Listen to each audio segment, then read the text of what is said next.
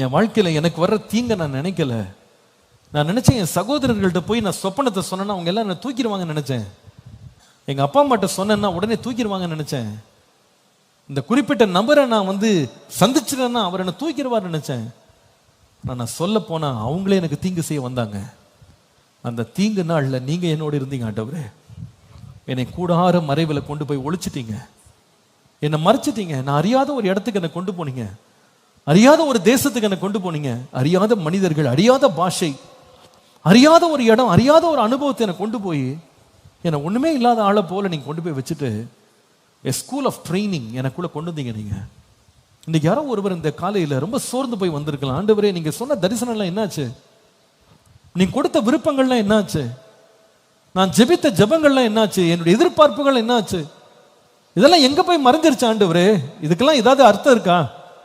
எனக்கு இவ்வளவு தூரம் வாக்குத்தத்தம் கொடுத்தீங்க, இவ்வளவு வார்த்தைகளை பேசுனீங்க, பெரிய பெரிய தரிசனங்களை பார்க்க வச்சீங்க, ஒண்ணுமே நடக்கலையா ஆண்டவரே? எங்க போயிடுச்சு? இதெல்லாம் எங்க போய் மறைஞ்சிருச்சு, எங்க போய் ஒளிஞ்சிருச்சுன்னு கேட்குறீங்களா? இன்னைக்கு கர்த்தர் உங்களோடு இடைப்படுகிறார். வாக்குரைத்தவர் உண்மை உள்ளவர்.